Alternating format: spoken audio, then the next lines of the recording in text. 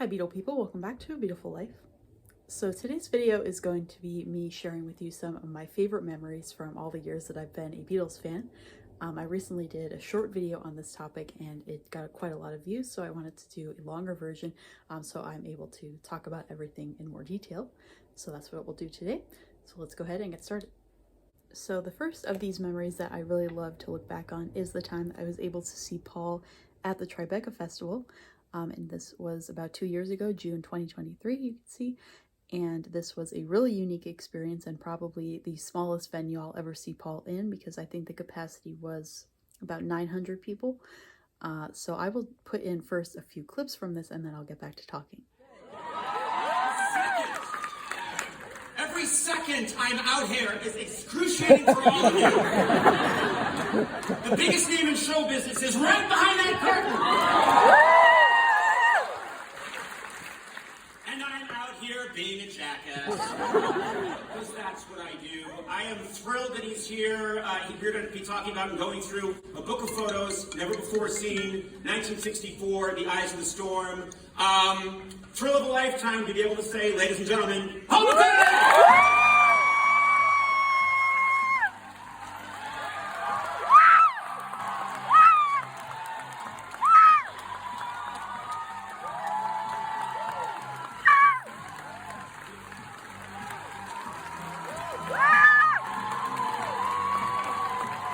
Yeah, exactly, so we were very excited just to be on a plane to New York, that's like enough.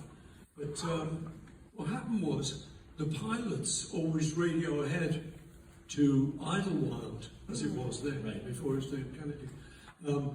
And so the word got back to us that there's a big crowd at the airport. Oh, wow, getting exciting. So yeah, we kind of half knew what to expect, but then it was a really big crowd. And so, yeah, we were just bowled over. You just don't stop making really lovely, beautiful music. And so when I arrived here today, someone in your group said, well, thanks for doing this, Conan. And I said, what are you talking about? This is an absolute joy and a thrill, and can't think of anything cooler than to get to spend an hour with you and look at these photos. So I think on behalf of everybody here, I want to say thank you.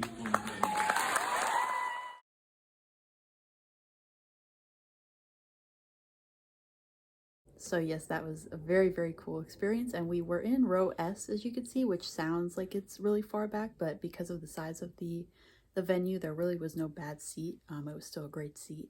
So I'm very lucky that I was able to attend this, because I happened to see that one of my Facebook friends posted that he got his ticket. Otherwise, I wouldn't have known that the event was going on until it was probably too late. So I actually bought my tickets, booked 2 tickets for me and my dad before I even knew for sure if we could go. Luckily we could. So that was definitely a great experience. And the entire conversation from that event is actually available to listen to on Conan O'Brien's podcast. So you could, if you haven't done that yet, you could go back and listen to that whole thing as well. Does it ever get old getting that reaction? Does it ever get old? No. And I would like to hear all the girls give a Beatles scream, please. Thank you. And then another great memory of mine was, of course, in March of 2018, when I visited Abbey Road Studios, at least from the outside. I was in London as part of a college course. I was taking the history of communication, and they were doing a spring break trip to London.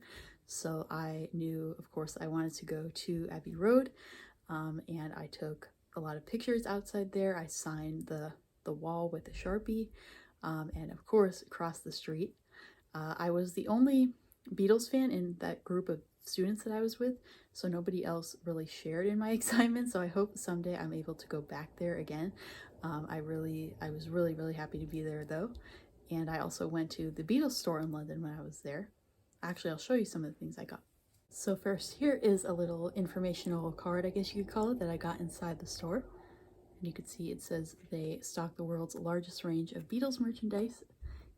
and it was really great to be in there, if not a little overwhelming because of the immense amount of stuff that was in there. I did get just a few things though. I showed some restraint, so I'll show you.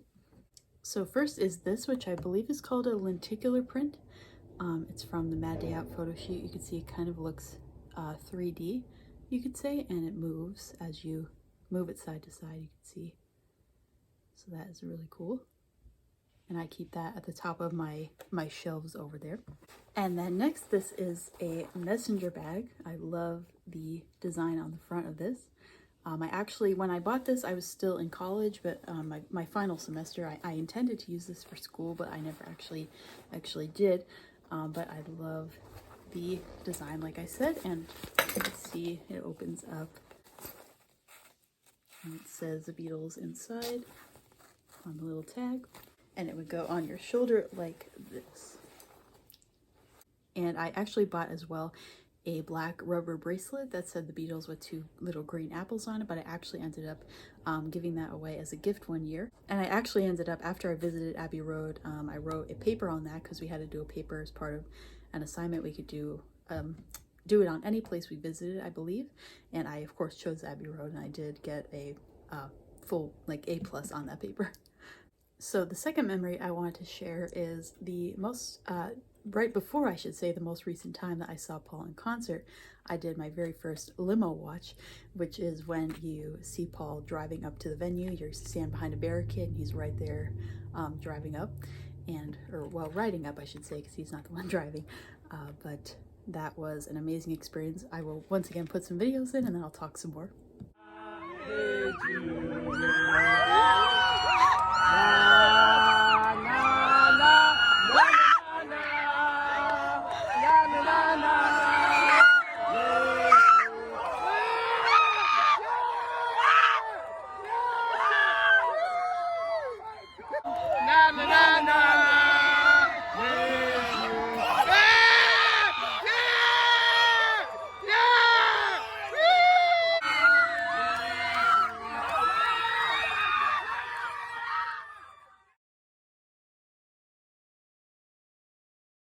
So yes, you could definitely tell that was a very, very, very exciting moment.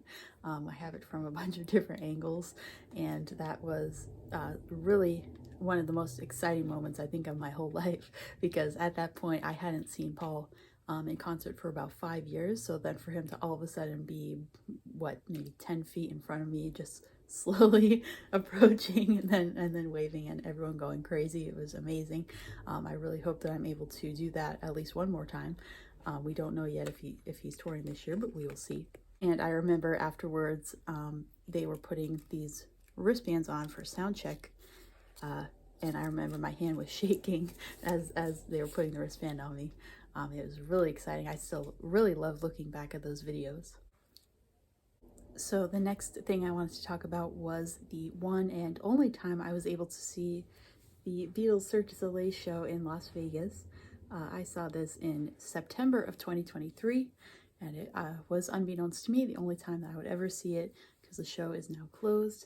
But I really wish that I had made a YouTube video about this, but I think at the time I was in like a phase where I wasn't as interested in making videos, so I unfortunately did not make a vlog or anything of that.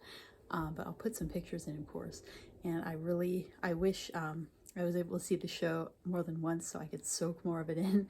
But my favorite part that really stands out, or one of my favorite parts, was the Within You Without You section, because this enormous sheet kind of flew over the audience and covered the audience. And there were like light effects underneath it. I wish I could explain it better or show you. But that was really cool. Kind of very immersive. I've never had something happen like that at a show before. And I remember as well, there was just this amazing cast of characters where every different song, it seemed you were kind of immersed into the world of that song and all the characters that went along with it. And of course there were the acrobatics and the different tricks. I think at one point there was a roller skating ramp as well. And I do remember it being very immersive, like I said, very colorful and imaginative. And while I was in there, I of course enjoyed going to the Beatles shop as well, where I bought this hoodie. and that was really fun. It was kind of overwhelming with the amount of stuff in there that I wanted, but I ended up going with the hoodie. I think I bought a little pocket calendar as well, and I remember listening to the soundtrack of the show probably when that CD first came out, and that was one of the first, or that was around the time, I should say, that I was just becoming like a big Beatlemaniac. So I've had always wanted to see the show for probably 15 years at that point, and finally I got to see it in 2023. So I wish it was still open, of course. So do all of us, I'm sure. Maybe there will be some other iteration of it in the future. I don't know. But I will always have at least that one time that I went to see it to look back on, and this hoodie to remember that experience. So next, another special memory to talk about would be the times that I've gone to Strawberry Fields in New York City. That's always, of course, a very special place to visit. I've been there several times. I'd estimate maybe 5 or 6 times. The first time was in 2008 when I was 12. And I especially remember going there in 2018 because it was the anniversary of John's passing, and there was a big crowd of people there, as you can imagine, all singing and just standing around the mosaic area. I'll see if I have a video clip to put in.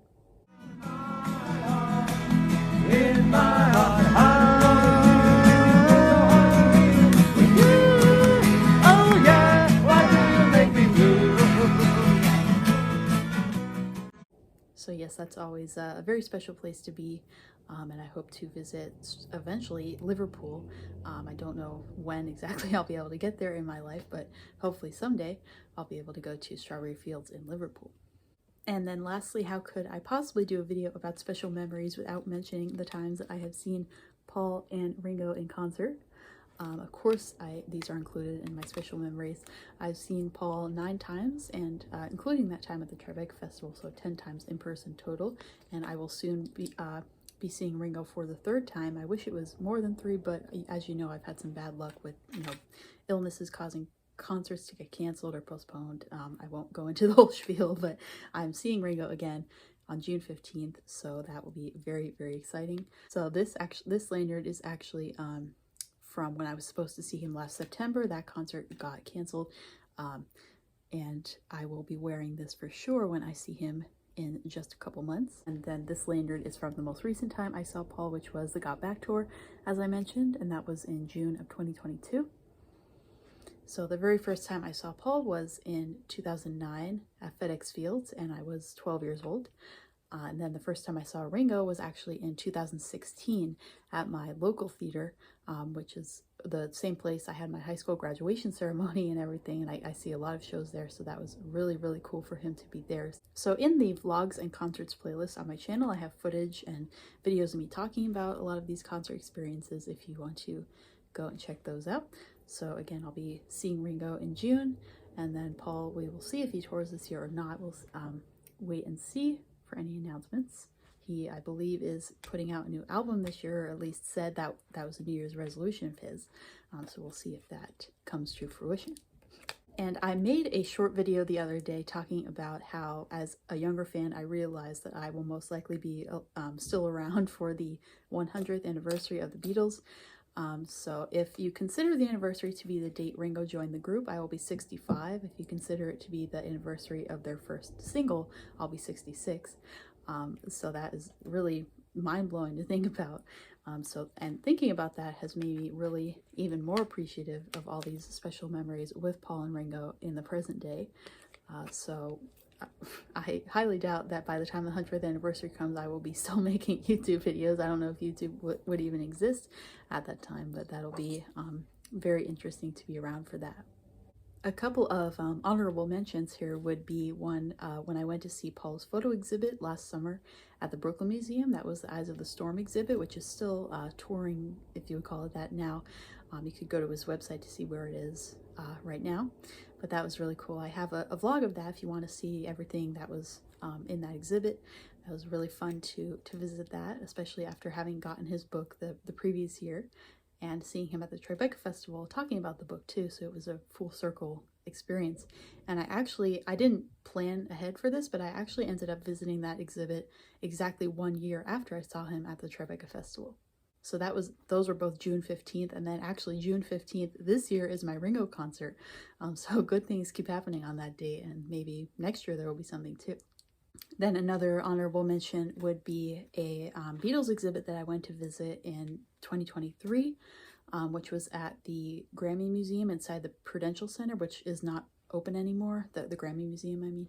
And it was called Ladies and Gentlemen, the Beatles. And they had a lot of really cool things there. I remember seeing Paul's Shea Stadium jacket in person, and seeing Ringo's suit from A Hard Day's Night. I'll put in some pictures here so you can see that. That was really fun to visit that. So yes, those are all very wonderful things to look back on that I mentioned in today's video. So that is going to do it for today's video. I do want to say thank you very much for watching. And as always, my social media is linked in the description if you want to check out my other accounts too. So again, thank you for watching. And as always, have a beautiful day, everybody. Bye-bye.